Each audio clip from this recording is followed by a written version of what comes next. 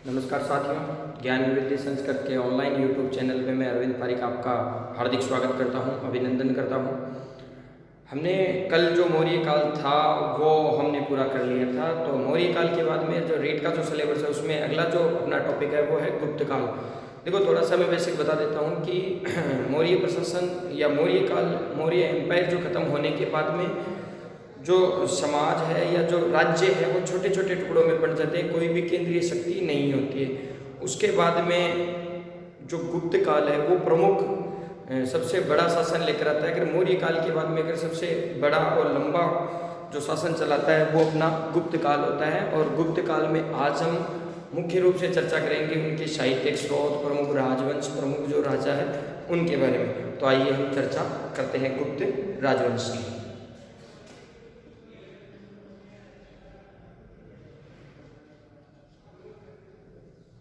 देखो, गुप्त काल, इस काल को स्वर्ण युग भी कहा जाता है, पेराक्लीन युग भी कहा जाता है। जो आपका बृहत्तर भारत का जो निर्माण हुआ था वो इसी समय माना जाता है। इस समय ये सबसे क्लासिकली सीधा का सीधा प्रश्न पूछा गया है कि किस काल को क्लासिकल युग माना जाता है या स्वर्ण काल माना जाता है, तो आपका गुप्त काल है। और सबसे पहले कहने वाले जो व्यक्ति थे वो थे के.एम. मुंशी। वो कहते हैं कि गुप्त काल जो था वो स्वर्ण काल था। हालांकि बाद में अन्य जो राष्ट्रवादी इतिहासकार है वो इस बात को कह देते हैं, लेकिन सबसे पहले कहने वाले जो व्यक्ति थे वो यही थे। इसका भारत का पेराक्लीन युग भी कहते हैं, भारत का पेराक्लीन युग भी कहते हैं। ये पूछा गया है कि भारत का पेराक्लीन युग किस काल को कहा जाता है, तो भारत का जो पेराक्लीन जो युग है वो गुप्त काल को कहा जाता है। भारत का स्वर्ण काल सबसे पहले कहने वाले जो थे वो के.एम. मुंशी थे। गुप्त काल इसमें और मौर्य काल में परिवर्तन ये रहता है कि मौर्य काल में जो सत्ता थी वो एक ही व्यक्ति के हाथ में थी, केंद्रीकरण था। जबकि इस समय जो सत्ता का विकेंद्रीकरण हो गया था, डिसेंट्रलाइजेशन हो गया था। तो इसमें प्रमुख जो राजा होते हैं उनमें चंद्रगुप्त प्रथम जो है वास्तविक संस्थापक माना जाता है। उसके बाद में उसका पुत्र समुद्रगुप्त के बाद में वापिस चंद्रगुप्त विक्रमादित्य, जिसके काल में प्रमुख घटनाएं घटती है। उसके बाद में आपका कुमारगुप्त जाता है। कुमारगुप्त के बाद में स्कंदगुप्त जाता है, जिसने सर्वाधिक सोने के चांदी के सिक्के चलाए थे। सर्वाधिक सोने के सिक्के चलाने वाले भी गुप्त शासक ही होते हैं। और काफ़ी परिवर्तनों का काल भी इसे हम कह सकते हैं, जिसके कारण ये जो गुप्त काल है वो स्वर्ण काल या भारत का पेराक्लीन युग कहते हैं। सबसे पहले हम जानते हैं इसके स्रोत या परिचय। तो परिचय जो है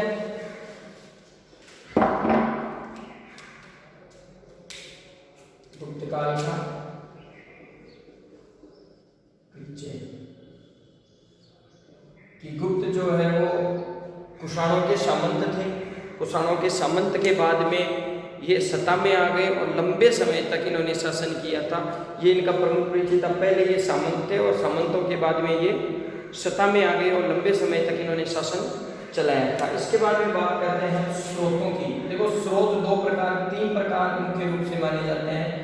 एक आपका होता है साहित्यिक स्रोत, एक होता है आपका पुरातात्विक स्रोत, और एक आपका होता है विदेशी यात्रियों का विवरण, मोहरें, मुद्राएं, है ना। तो इनमें सबसे पहले हम बात करते हैं साहित्यिक स्रोतों की।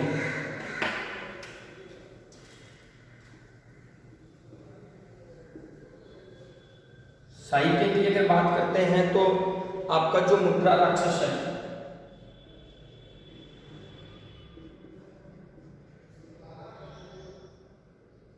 मुद्रा राक्षस, कालिदास की रचनाएं, कालिदास की बहुत ज्यादा रचनाएं मुख्य कवि थे ये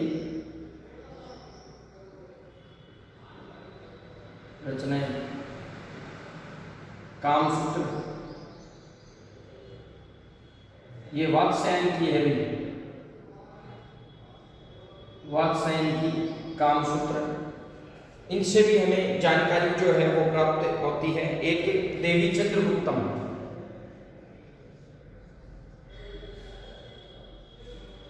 साहित्यिक स्रोतों में हमें कई कड़ियां जो है इतिहास की वो सुलझ जाती है और पता चल जाता है। ये साहित्यिक जो जानकारी के स्रोत है, जिसमें मुद्रा राक्षस है, कालिदास की रचनाएं हैं, वात्स्यायन की कामसूत्र है, देवी चंद्रगुप्तम है, ये यहाँ से हमें जानकारी मिलती है। इसके अलावा हमें जो लेख है,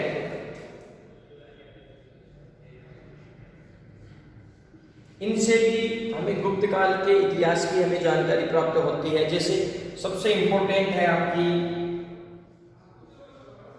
प्रयाग प्रशस्ति,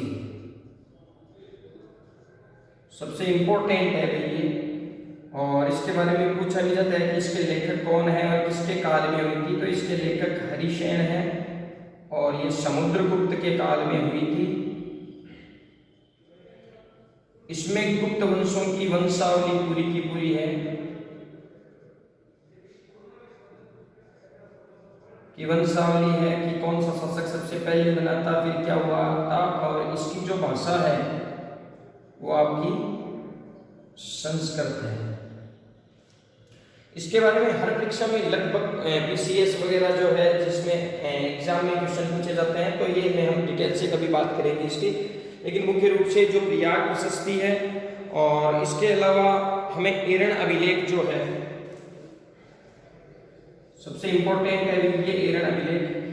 सीधा का सीधा क्वेश्चन आता है कि ये कब का है, तो ये 510 ईस्वी का है, और भानुगुप्त का है किसका, भानुगुप्त का। और इसमें हमें क्या जानकारी मिलती है, सबसे पहले सर्वप्रथम कोई महिला सती हुई थी तो सती प्रथा का उल्लेख हमें मिलता है। ये थे लेख। इसके बाद में हम बात करते हैं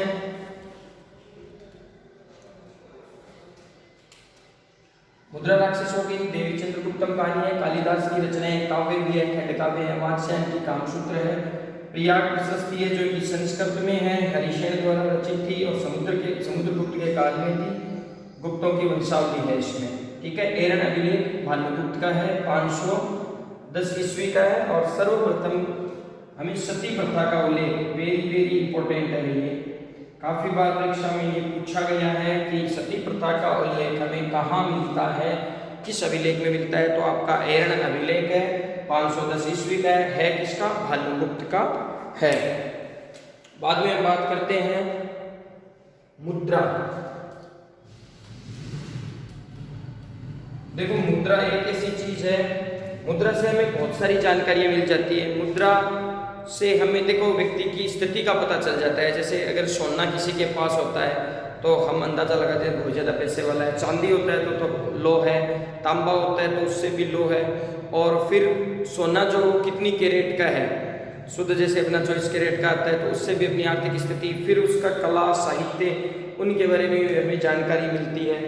तो मुद्रा का जो है वो प्रमुख रूप से हमें पता चलता है कि जो मुद्रा का जो किस प्रकार से मुद्रा जो है वो व्यक्ति के इतिहास के बारे में हमें परिचय करवाती है। तो मुद्रा जो है, सिक्के मिले हैं, सिक्के किसके मिले हैं, सर्वाधिक सोने के सिक्के चलाने वाले कौन थे आपके, यही थे। सर्वाधिक सोने के सिक्के चलाने वाले शासक गुप्त काल में सर्वाधिक सोने के सिक्के चलते हैं। तो सिक्के किसके थे, गोल्ड के थे, सोने के थे, ठीक है। और इससे हमें क्या पता चलता है, आर्थिक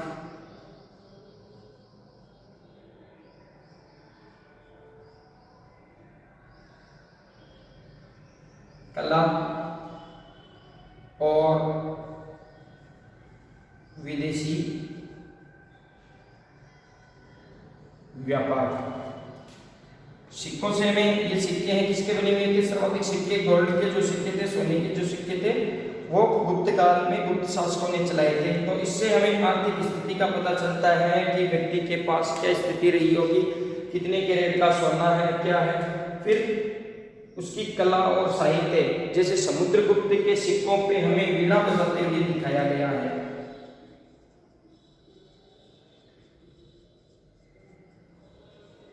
किसके सिक्कों पर, समुद्रगुप्त के सिक्कों पे हमें वीणा बजाते हुए दिखाया गया है। तो इससे हमें ये पता चलता है कि एक तो उसका संगीत से प्रेम था और एक सिक्कों पे है, तो सीधी सी बात है कि भाई उसकी आर्थिक स्थिति अच्छी रही होगी और उसका संगीत या कला से अत्यधिक प्रेम था। तीसरा अपना है विदेशी व्यापार। तो जो सिक्के हैं उससे विदेशी व्यापार होता था, धन जो कोई भी चीज है आयात निर्यात होते थे, तो धन का जो प्रमुख महत्व था। ठीक है, अब हम बात करते हैं जो प्रमुख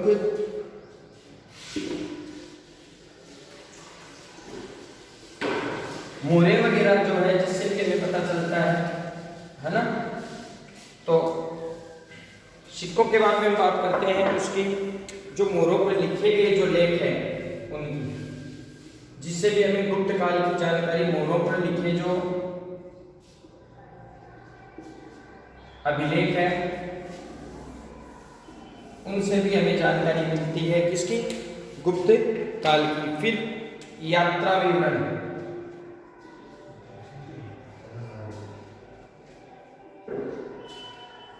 यात्रा विवरण में दो चीनी यात्री आते हैं, एक आता है आपका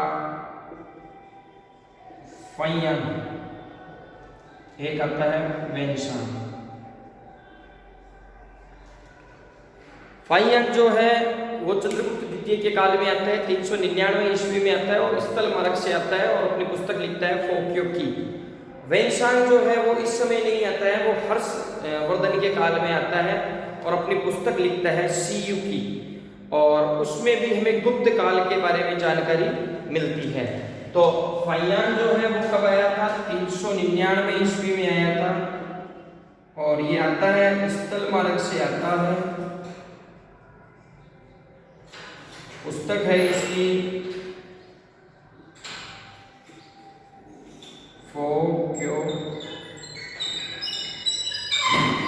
और ये उस समय जो तत्कालीन राजा होता है उसका उल्लेख नहीं करता है कि उस समय राजा कौन होता है और किसके समकालीन था, किसके समय आता है, चंद्रगुप्त द्वितीय या विक्रमादित्य।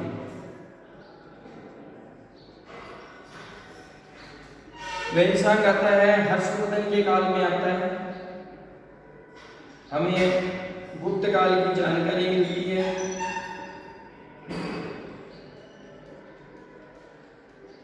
पुस्तक होती है इसकी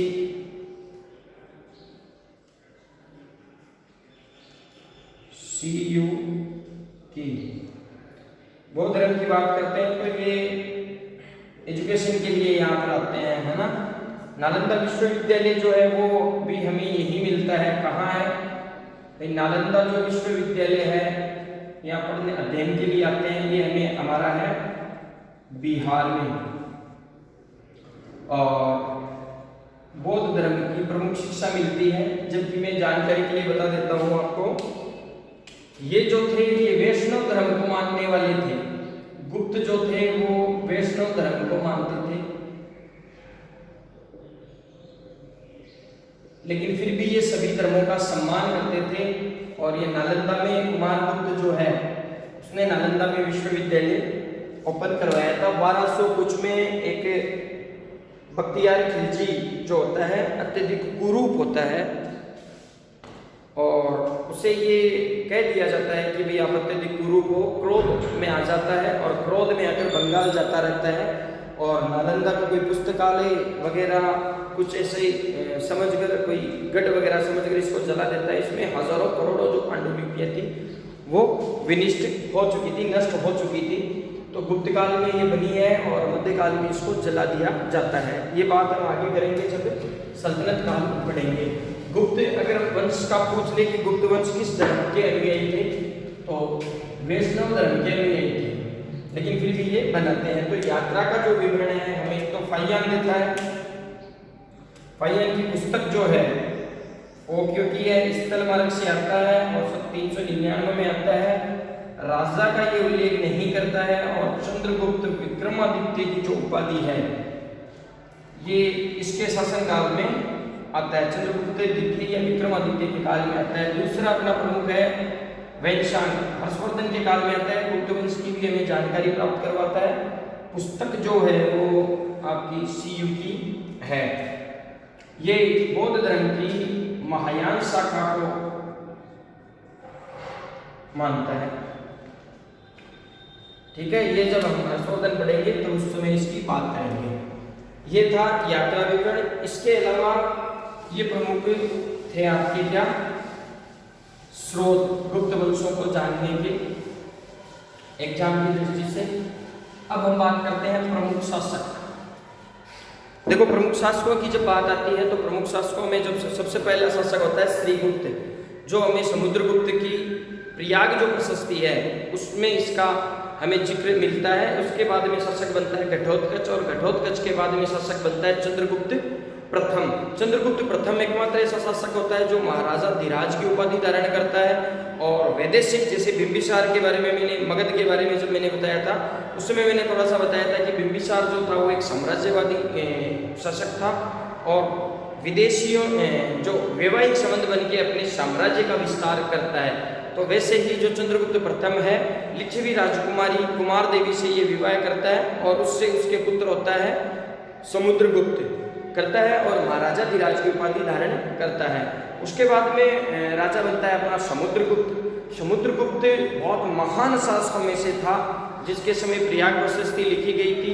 विंसेंट स्मिथ की जो पुस्तक आती है अर्ली हिस्ट्री ऑफ इंडिया, उसमें ये कहा गया है कि ये भारत का नेपोलियन था। देखो, भारत का नेपोलियन कहने के पीछे रीजन ये था कि गुप्त शासकों में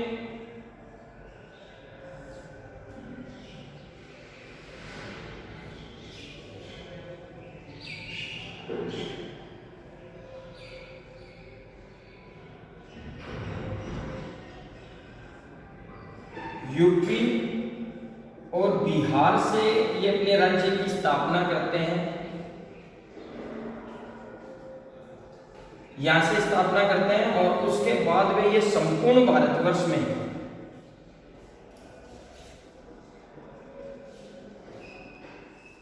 अपने साम्राज्य का विस्तार कर लेते हैं, जैसा नेपोलियन बोनापार्ट ने किया था।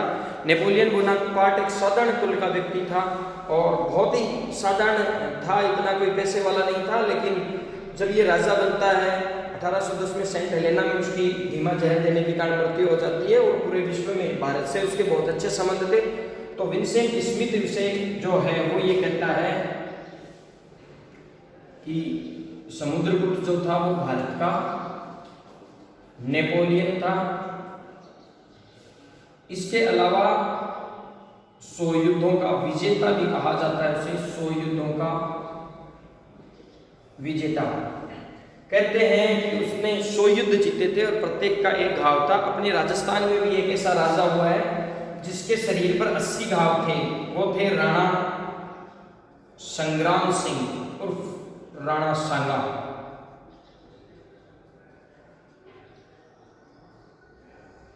इसके शरीर पर 80 घाव थे, सैनिकों का भग्नावशेष इन्हें कहा जाता था। और वैसे ही इन्हें विंसेंट स्मिथ कहते हैं भारत का नेपोलियन, 100 युद्धों का विजेता। और ये आर्यावर्त और दक्षिणापथ के राजाओं को ये पराजित करता है। नेटवे इन राजाओं के बारे में काफी बार पूछा गया है, उसकी चर्चा हम समुद्रगुप्त जब पढ़ेंगे उस समय करेंगे। समुद्रगुप्त के बाद में कुछ समय बाद में उसकी मृत्यु हो जाती है। बीच में एक राजा आता है रामगुप्त।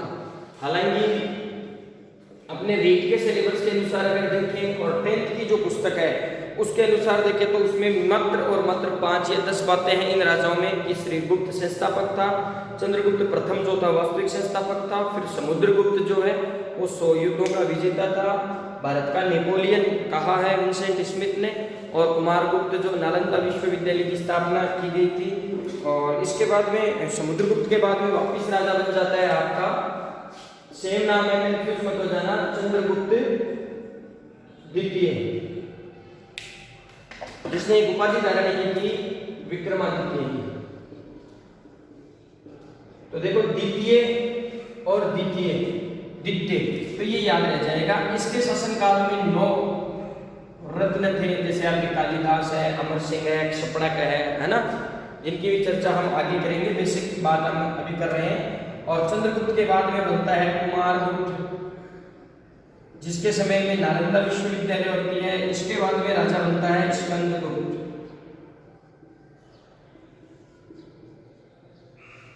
हुणों को पराजित करता है, प्रमुख बात इसकी यही है। इसके समय सिक्कों की मिलावट बहुत ज्यादा होती है, सिक्कों में मिलावट। और इसके बाद में गुप्त वंश का जो पतन है की शुरुआत हो जाती है। अगर प्रश्न आ जाता है, पूछा गया है कि किस शासक के काल के बाद में गुप्तों का पतन हो जाता है, तो आपका स्कंदगुप्त है। 455 से 467 के बीच में इसका शासनकाल रहता है। और ये विदेशी जाति को सबसे पहले हुणों को पराजित करता है। हुणों को बड़े भयंकर तरीके से ये उनका नाश करता है। इसके समय जो है वो शकों का हुआ था, और इसने एक उपाधि धारण की थी सकारी, और सर्वाधिक चांदी के सिक्का भी चलाया था, चांदी के सिक्के जारी इसने किए थे। इसके बाद में छोटे छोटे राजा होते हैं। प्रमुख रूप से अंतिम जो वंश होता है वो दो होते हैं। एक होता है आपका भानुगुप्त, जिसके बारे में हमने पहले चर्चा कर ली थी कि भानुगुप्त के समय एक महिला सती हो जाती है, और 510 ईस्वी में इसका ये जिक्र होता है। और अंतिम जो शासक होता है वो होता है विष्णुगुप्त। ये प्रश्न पूछते हैं कि गुप्त वंश का अंतिम शासक कौन था। एक छोटा सा डायग्राम बना लेते हैं शासकों का, ताकि आपका जो कंसेप्ट है वो थोड़ा सा और ज्यादा जो है वो क्लियर हो जाए।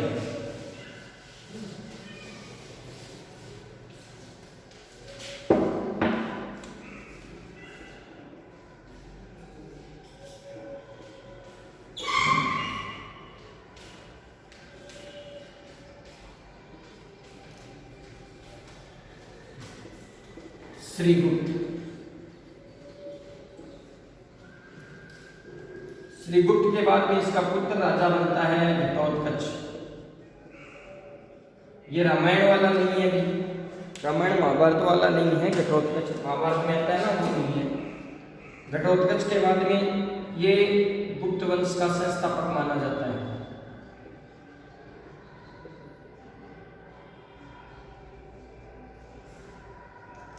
ये आप जरूर लिख लेना। ये दोनों एक उपाधि धारण करते हैं, महाराज कुमार। इसके बाद में राजा बनता है चंद्रगुप्त प्रथम। ये उपाधि धारण करता है, एकमात्र व्यक्ति होता है जो ये उपाधि धारण करता है। इससे पहले जितने भी राजा होते हैं वो महाराजा, ये दोनों महाराज कुमार की उपाधि धारण करते हैं। ये महाराजा धीराज की उपाधि धारण करता है।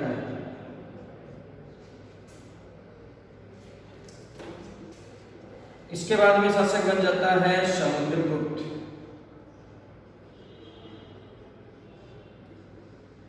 सौ युद्धों का विजेता।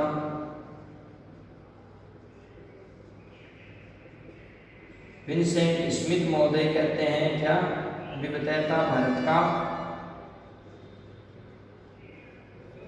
नेपोलियन। और ये लिच्छवियों का ये विवाह करता है नेपाल के आसपास जो है आपका लिच्छवी जो कुमार देवी है, तो उनका ये दोहित्र होता है, तो लिच्छवी दोहित्र।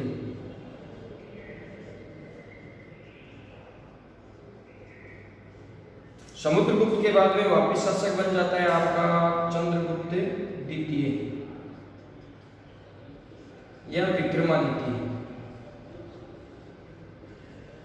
इसके समय की एक प्रमुख घटना ये होती है कि दो राजधानी, देखो ये भी दो है और ये भी दो है, दो राजधानी। पहली होती है पाटलिपुत्र जो इनकी थी। उसके बाद में ये करता है उज्जैन, जहां पर एक शिक्षा की परिषद जिसे हम कह सकते हैं, यहाँ पे 9 रत्न इसके काल में रहते थे। इसके बाद में आपका कुमारगुप्त नालंदा विश्वविद्यालय की स्थापना करता है, और इसके बाद में आपका बनता है स्कंदगुप्त हुणों को हराता है, हुणों को पराजित करता है, सर्वाधिक मात्रा में सिक्कों में मिलावट, और इसके बाद में पतन की ओर अग्रसर। गुप्त काल जो है वो पतन की ओर अग्रसर हो जाता है। फिर छोटे छोटे होते हैं उनकी हम चर्चा नहीं करेंगे। प्रमुख जो है भानुगुप्त, एरन अभिलेख और विष्णु गुप्त।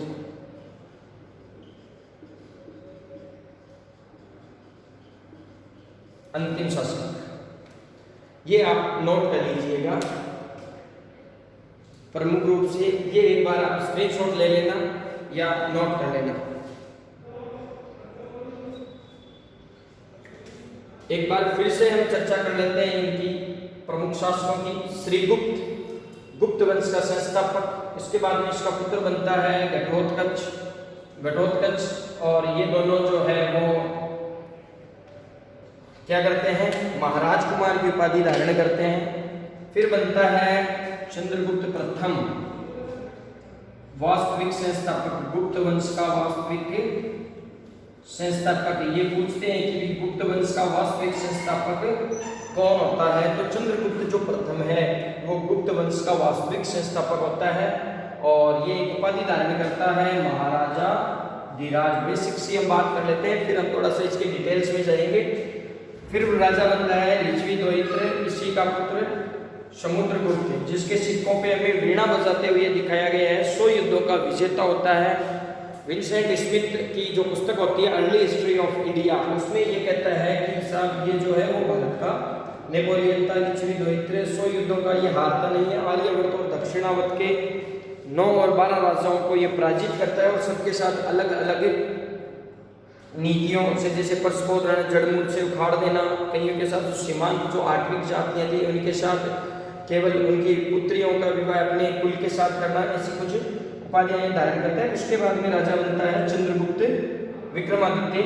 ये शकों को हराता है, और शकों को हराने के बाद में उपाधि धारण करता है शकारी, और चांदी के सिक्के चलाता है। इसके समय 2 राजधानियां हो जाती है, एक आपकी पाटलिपुत्र हो जाती है, एक उज्जैन हो जाती है, और इसमें 9 रत्न रहते हैं। 9 रत्नों की बात हम करेंगे, जैसे कालिदास है, कालिदास प्रमुख साहित्यकार था। अमर सिंह है जिसने अमरकोश की रचना की थी, और धन्वंतरी है प्रमुख चिकित्सक था। क्षपणक थे, एक कूटनीतिज्ञ था। ऐसे कुछ 9 जो थे उनके बारे में हम चर्चा करेंगे। इसके बाद में कुमारगुप्त, जिसके समय नालंदा विश्वविद्यालय, और मैंने बताया था कि ये जो थे ये वैष्णव धर्म को मानने वाले थे, लेकिन फिर भी सभी धर्मों का सम्मान करते थे। नालंदा विश्वविद्यालय इसके समय जो है फाइयान आया था।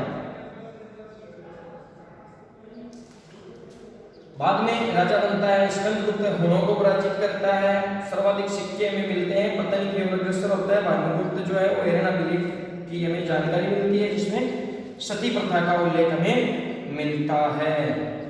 अंतिम जो शासक होता है वो विष्णुगुप्त होता है। ये थोड़ा सा आप ध्यान में रख लीजिएगा। वास्तविक संस्थापक इनमें से क्वेश्चन आते हैं। बाकी जो डिटेल से है वो हम अगली कक्षा में करेंगे। तब तक के लिए धन्यवाद।